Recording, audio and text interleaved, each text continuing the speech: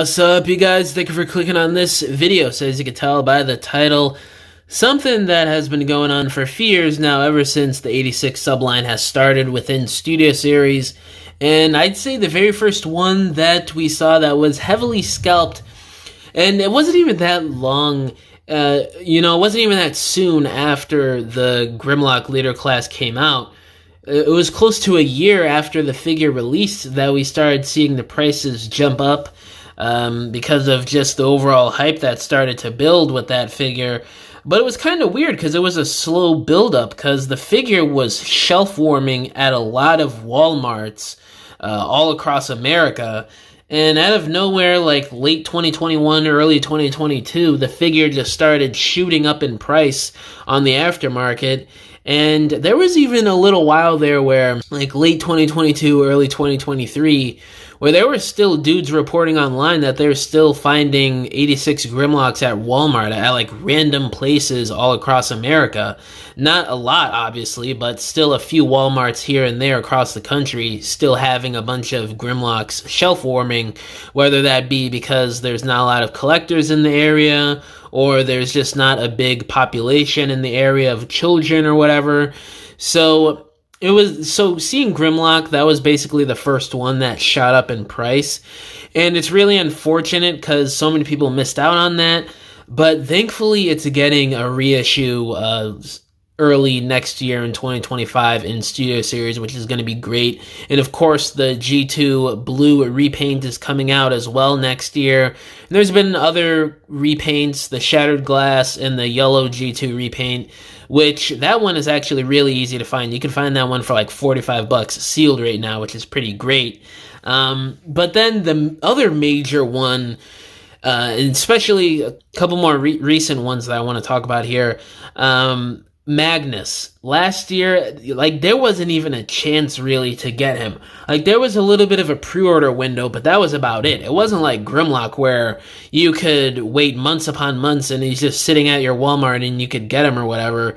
No, Magnus, you had to get it through the pre-order right when he dropped. I was able to pre-order mine on Amazon. I was lucky enough, and I got mine in. But so many people who weren't able to pre-order at the time, for whatever the reason is, you weren't collecting or you just didn't have the time or whatever, and it slipped your mind, you basically weren't able to get the figure. I mean, sure, there were a few places here and there that got stock in occasionally, but after that first round, there really was nothing left for Magnus for people unless you pre-ordered it, which was really insane.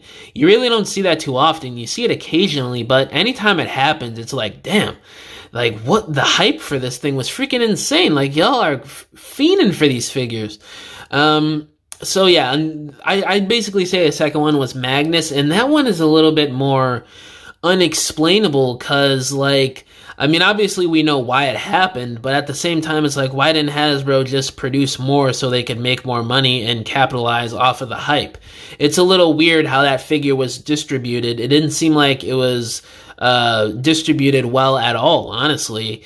But I'm sure Hasbro is going to be doing another run of this either next year or in 2026 for the 40th anniversary. I'd assume him and Optimus are going to be reissued in 2026 for the 40th anniversary, but I have no idea.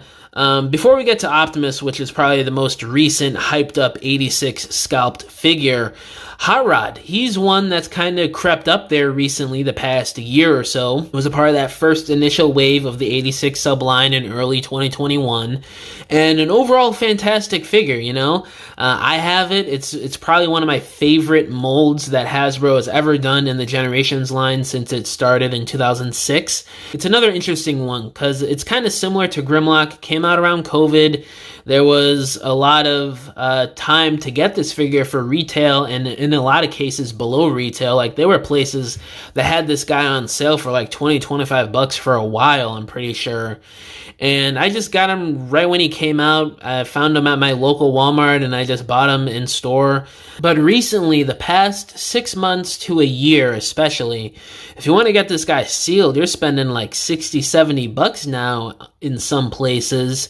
If you know where to look, you could still find it for basically retail, like $40-45, which isn't too bad for a figure that's kind of hyped up and that's been out for a few years now, sealed at least. But Especially nowadays, like 60, 70, sometimes $80 people are paying for this hot rod sealed. And I don't know, it's pretty crazy to me because a lot of people were dogging on this figure, saying that it's not worth Voyager class, he's too small or whatever. I always thought he was worth the price. I mean, he's pretty complex in terms of engineering and accessories and the overall parts count, so it always seemed like it made up for the price to me. But now it's like everybody wants an 86 hot rod, so that I definitely say that's another one that kind of slowly crept up like Grimlock. And of course, the most recent one, Optimus Prime, I was able to pre-order mine on Amazon. The pre-orders sold out super quick. Not really too many restocks in terms of the pre-orders from what I remembered, except for like Big Bad Toy Store or something. But Amazon, one day I was just scrolling through Amazon like early in the morning, I think, and they just had the pre-orders up randomly, and I just pre-ordered him, and I was able to get him in the mail like early October.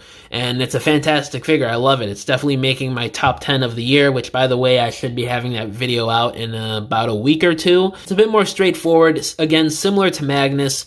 If you didn't pre-order this guy, it's basically impossible. He did go on sale a little bit in stock at Target like a few weeks back for like a couple days or whatever, but then he just sold out. So there was that window a little bit. It was kind of easier, but at the same time, it's like, you know, if you missed out on it, you're basically spending $130, $150 for him right now, sealed. So, I mean, it's Optimus. It's from the G1 movie. It's an amazing figure, probably the most accurate G1 Optimus we're ever going to get for at least, I don't know, the time being, another 4 or 5 years probably. So it makes sense why this is so hard to find right off the jump, but still though, it's Optimus Prime. You would think Hasbro would make enough copies to meet the obvious demand that a figure like this would have. But I don't know, things just happen. He's definitely going to be reissued at some point soon, probably next year or in 2026 for the 40th anniversary of the movie, along with Ultra Magnus, I'd assume. I just wanted to make a video talking about some of the scalped figures in this line, because some of those figures have been the most hard to get in scalped figures in recent years, in the last like 5-6 years, I'd say. And it's gotten pretty crazy with the Grimlock, the Magnus, and now the Optimus and Hot Rod.